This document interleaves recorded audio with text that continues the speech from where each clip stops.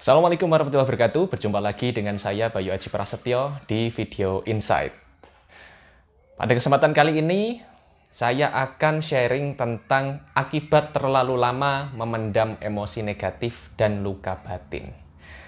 Kawan-kawan, dimanapun Anda berada saat ini, kita tahu ya bahwa manusia cenderung memiliki yang namanya luka batin.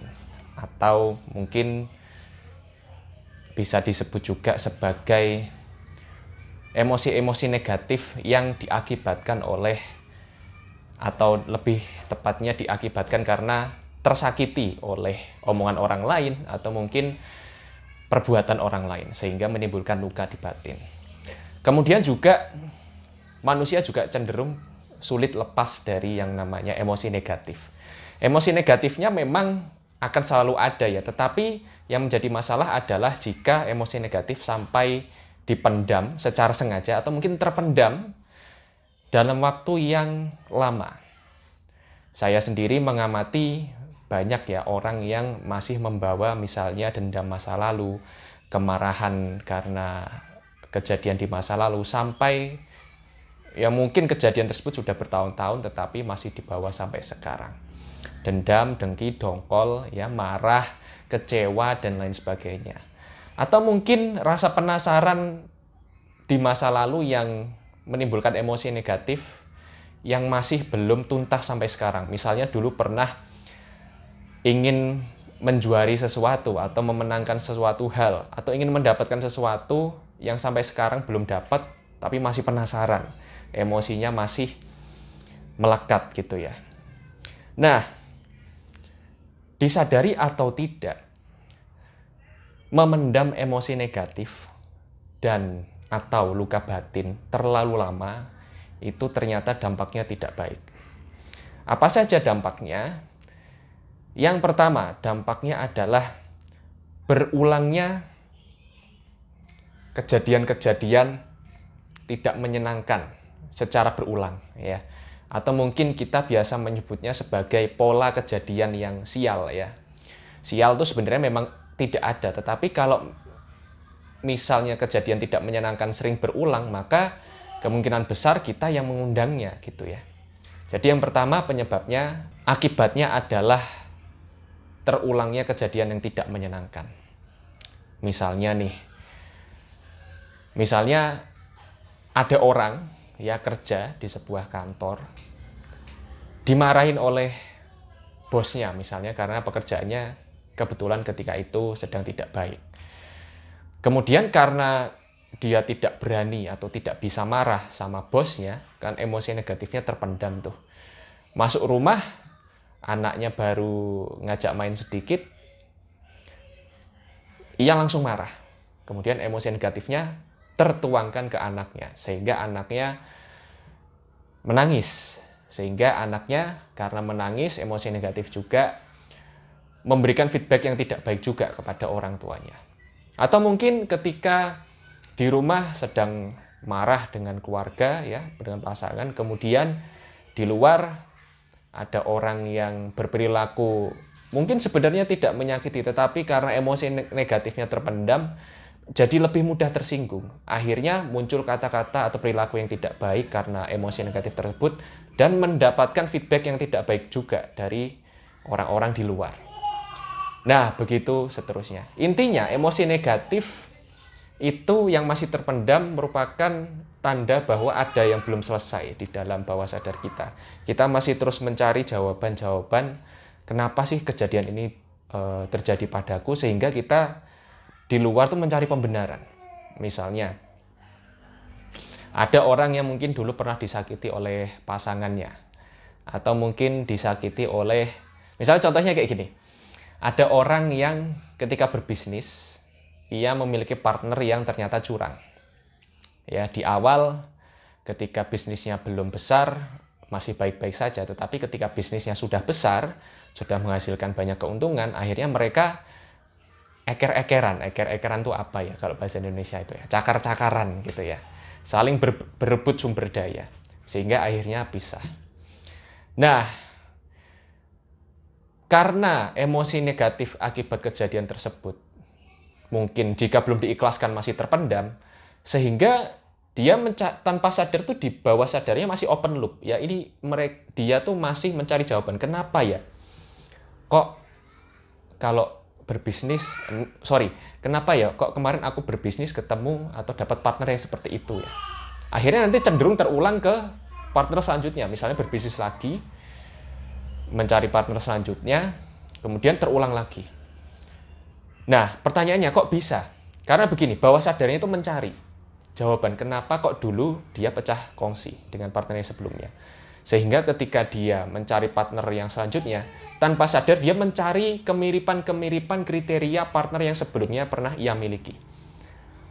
Sehingga cenderung nanti kejadiannya berulang, ya, pecah kongsi lagi dengan partner, tanpa sadar dia mencari pembenaran.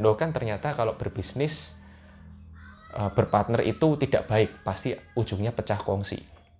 Nah, kalau dilanjutin, ya, dia bisa berulang lagi. Sampai kapan? Sampai yang pertama, ia mengikhlaskan atau menetralisir emosi negatifnya dan mengambil pelajaran.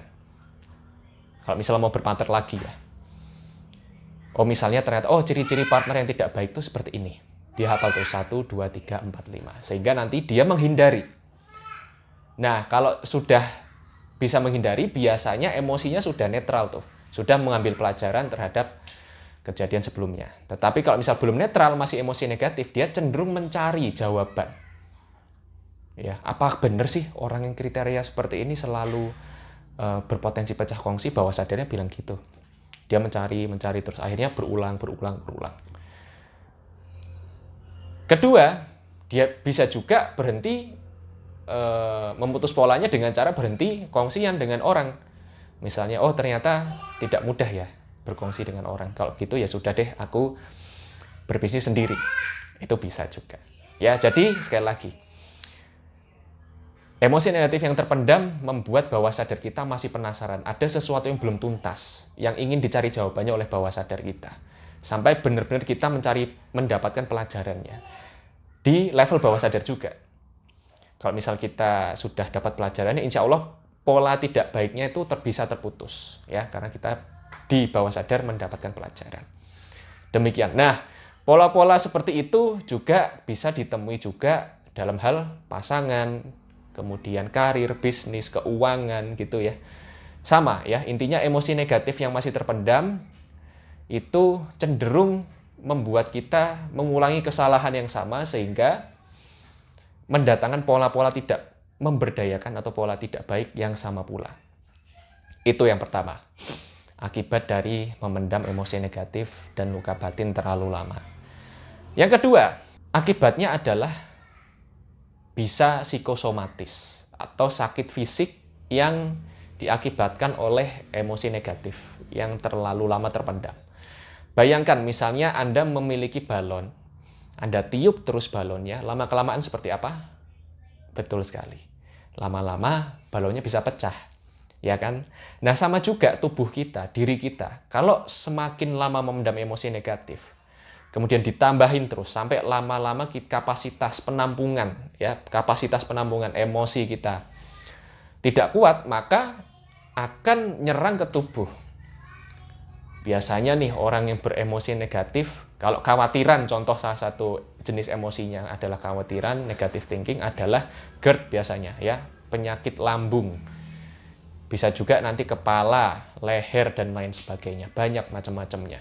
Atau mungkin ke penyakit-penyakit yang lain yang berbahaya. Bahkan saya pernah membaca studi ya yang menyebutkan bahwa mayoritas, mungkin sekitar di atas 50% ya, seingat saya, penyebab penyakit itu dari pikiran. Pikiran kemudian emosi membuat penyakit. Jadi demikian. Nah, sekarang kawan-kawanku dimanapun Anda berada, silakan cek diri Anda. Termasuk saya juga ya. Apakah masih memiliki emosi negatif yang terpendam? Jika masih, yuk kita netralisir bersama-sama. Anda silakan netralisir agar pola-pola buruk yang mungkin saat ini tanpa sadar selalu berulang dalam kehidupan Anda bisa terputus, dan jika ada yang sampai ke level psikosomatis bisa sembuh.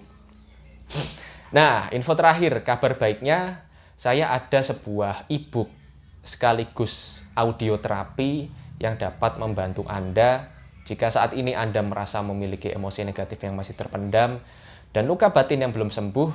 Saya ada e-book yang bisa membantu, e-book plus audioterapi yang bisa membantu Anda menetralisir emosi negatif dan luka batin yang masih Anda miliki.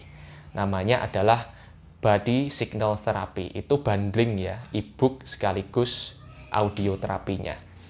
Anda bisa baca teknik-tekniknya sekaligus filosofi di balik teknik tersebut di e-booknya, dan Anda bisa terapi secara mandiri dengan audioterapi yang sudah saya siapkan, sudah saya rekam.